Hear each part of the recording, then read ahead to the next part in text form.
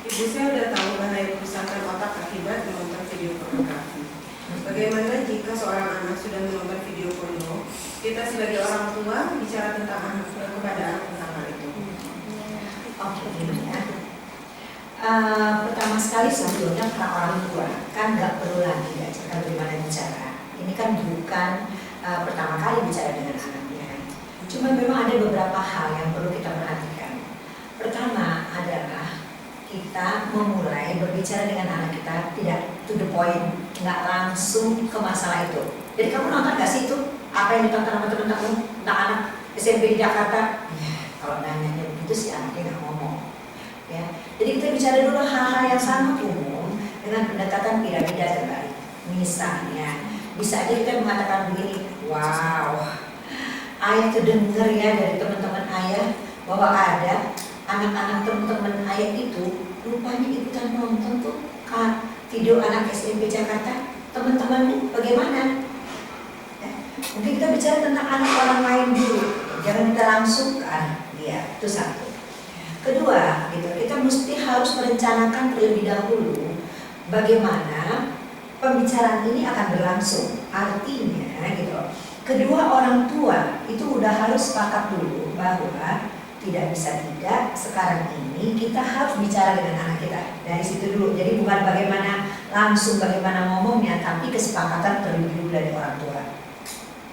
Apabila kedua orang tua telah sepakat akan menghadapi anaknya secara bersama-sama, maka harus diperhatikan beberapa hal lagi. Satu, anak ini laki-laki atau perempuan. Ya, jadi cara duduknya pun itu harus diatur.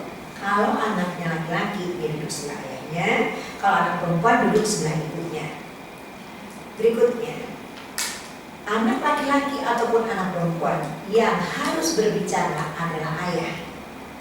Mengapa ayah? Pertama, ayah penanggung jawab keluarga. Jadi kita dudukkan mereka kembali di kursi kekuasaannya. Kedua, ayah sebagaimana halnya laki-laki, otak kirinya lebih kuat daripada otak kanannya. Jadi beliau kalau bicara, satu, beliau memikirkan dulu tujuannya, baru beliau bicara. Kedua, kalimat beliau pendek-pendek, jadi sesuai dengan cara kerja otak anak-anak remaja.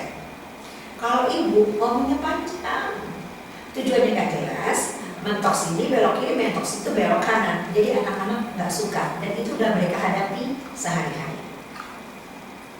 Ketiga, ayah memang harus mempunyai kedekatan dengan anak-anaknya, terutama masalah seks dan pornografi ini.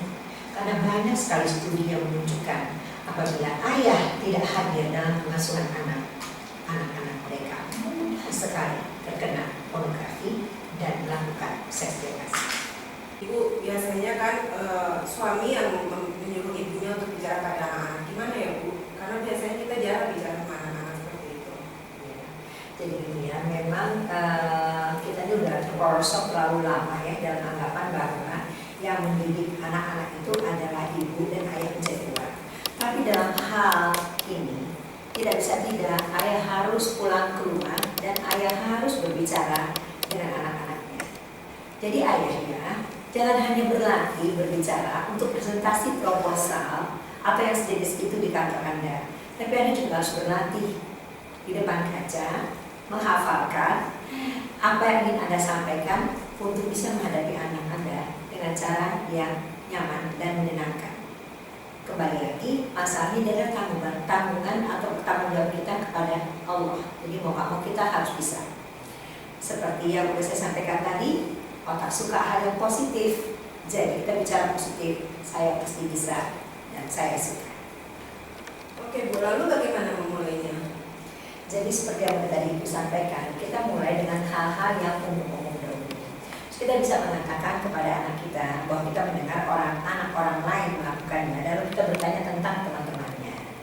Kalau sampai anak kita belum sempat mengatakan gitu loh tentang pengalaman dirinya sendiri, baru kita tanya. Jadi yang kamu sendiri apa yang kamu alami?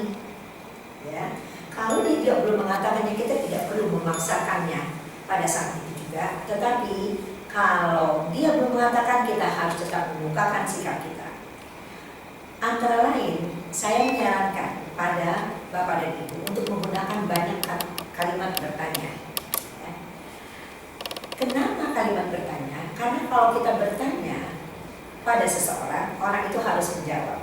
Biasanya untuk menjawab, dia harus berpikir, apa ya yang harus aku jawab? Dan untuk dia dalam proses dia berpikir tersebut, dia akan melihat atau mengoreksi dirinya sehingga timbullah kesadaran diri. Ini yang penting, mengapa kita menggunakan kalimat bertanya dan berhenti tunggu jawaban. Jadi bagaimana dengan kamu sendiri? Kapan terakhir kali kamu melihat pornografi? Kalimat ini penting sekali. Kapan terakhir kali kamu melihat pornografi? Kemudian berhenti, tunggu lagi jawabannya. Tergantung dia mengatakannya kapan. Nah, pertanyaan berikutnya adalah, tanyakan, bagaimana ya perasaanmu ketika kamu melihatnya? Tunggu jawaban. Kemudian pertanyaan berikutnya adalah, apa yang kamu pikirkan waktu itu? Tunggu jawaban lagi. Lalu yang terakhir kita tanyakan,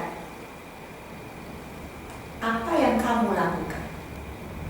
Kita ingin melihat sesuai dengan Victor B. Klein tadi itu, apakah anak mempunyai keinginan untuk melihat lagi dan melihat lagi? Lalu apa yang mereka pikirkan? Mereka ingin tahu apa ujungnya biasanya. Lalu yang ketiga, apakah mereka melakukan kegiatan, sesuatu kegiatan, misalnya mereka melakukan masturbasi. Jadi pembicaraan ini harus sesantai mungkin sehingga anak mampu mengatakan yang sebenarnya dan mereka tidak dipersalahkan untuk berkata benar. Justru kita harus menghargai apabila anak itu mengaku atau mengatakan yang benar pada kita dan langsung kita sambut, wah, ayah atau ibu sangat menghargai kejujuran. Jadi kita perlu menghargai kejujuran mereka ya Bu. Lalu terus bagaimana? Ya, kalau kita menghargai kejujuran mereka, mereka juga menjadi terdorong untuk semakin terbuka. Ya. Nah, setelah itu kita tanyakan, oke. Jadi ayah ingin mengetahui dari kamu bagaimana sebetulnya besaran keinginan kamu untuk melihat kembali kapan-kapan apa yang sudah kamu lihat itu. Ya, ayah pengen kamu menunjukkan dengan angka. Lalu kita buat tangan kita begini. Ini Nora sangat tidak ingin melihat. Ini angka 10. Sangat ingin melihat. Kamu berada di angka berapa ya nak? Biarkan dia memberikan jawaban. Dia bisa bilang 0, bisa dia bilang 3, dia bisa bilang 5. Apapun alasan yang dia katakan, kita tanya, bolehkah ayah tahu mengapa?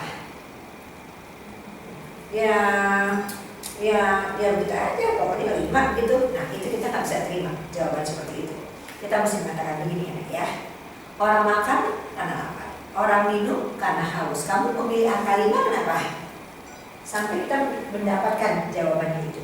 Jawaban ini sangat penting untuk mengukur sebetulnya apa dan di mana posisi anak kita tersebut. Apapun, kita tidak menjelaskan yang lain-lain dulu, kecuali mengatakan kepada dia, enak buah hati ayah. Biasakanlah ya para orang tua untuk menggunakan jangka. Anak ayah sayang, buah hati ayah, kekasih hati, terserah. Ya, atau ya buah hati mamana, atau buah hati ayah. Ini ya. Kamu itu sangat berharga bagi kami. Ayah sangat sayang sekali pada kamu dan rambut cantik untuk kami. Ayah nggak mau dan tubuhmu disentuh orang atau tanganmu menyentuh tubuh orang.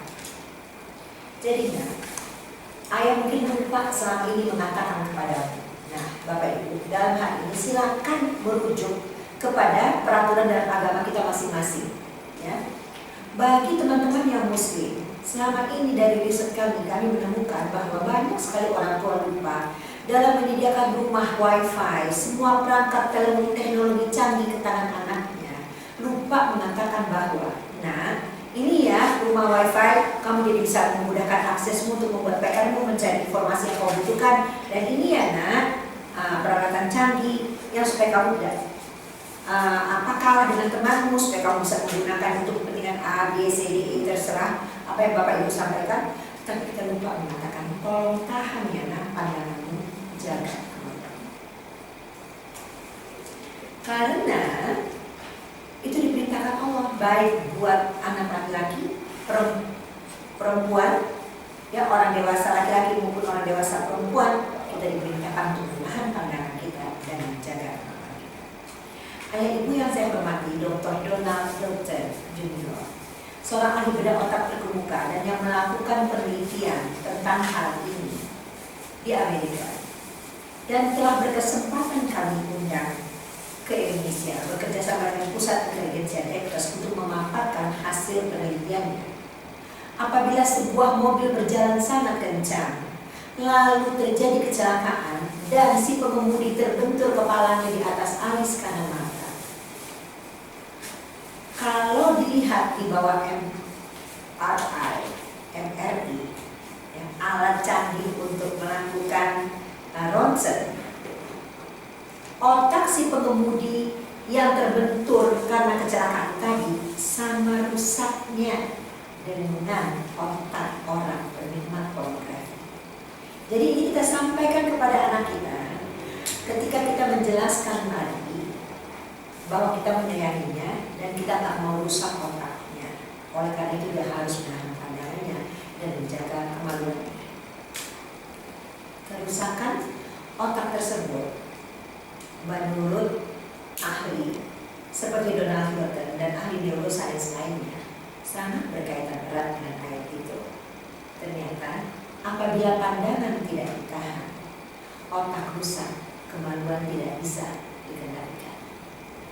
Setelah kita jelaskan ini kepada anak kita, kita tanyakan lagi, bagaimana pendapatmu?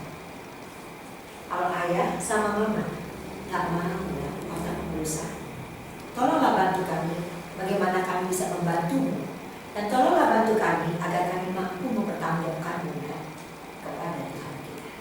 Kita yang kita bicarakan itu anak-anak yang sudah pernah melihat. Gimana kalau untuk anak-anak yang mengaku belum pernah lihat? Apakah obrolannya jadi berhenti? Oh nggak berhenti. Ini pertanyaan yang bagus. Karena memang ada kemungkinan kan ya anak kita itu belum pernah lihat sama sekali. Walaupun anak kita belum pernah melihat, tapi bukan berarti kita harus berhenti bicara. Masalahnya dia bisa melihat 5 menit setelah bertemu kita. Bisa saja kan kemungkinan itu terjadi. Oleh sebab itu penting untuk menyampaikan kepada anak kita, satu, kita sangat mencintainya. Kedua, kita sangat menghargai kalau dia bisa menjaga pandangan matanya dan kemaluannya. Tiga, dia harus mengetahui sikap kita di mana terhadap masalah seks bebas dan pornografi ini.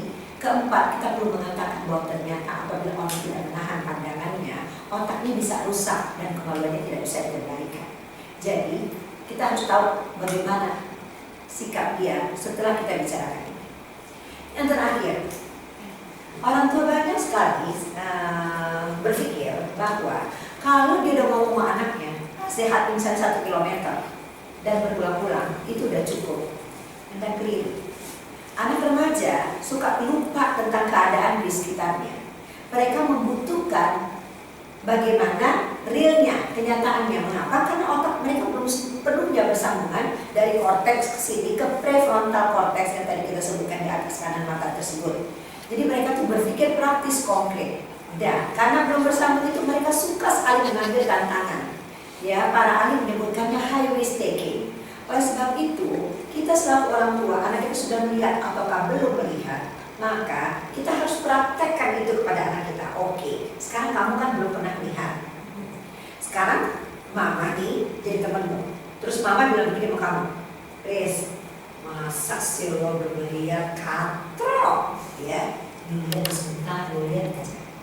Pada saat mama, ya teman kamu begitu, kamu harus melakukan apa? Jadi kita kasih kesempatan anak itu untuk belajar menolak. Kita kasih kesempatan anak itu untuk mengucapkan kata-kata penolakannya. Kita harus mengajarkan dia keterampilan untuk mengatakan tidak, yang sungguh-sungguh bukan hanya dengan nasihat, dan sampai dia benar-benar terampil untuk mampu menjaga dirinya, menahan pandangannya, dan menjaga kemaluannya. Selamat mencoba, selamat berjuang Bapak Ibu. Saya dan Anda sama-sama yakin kita bisa.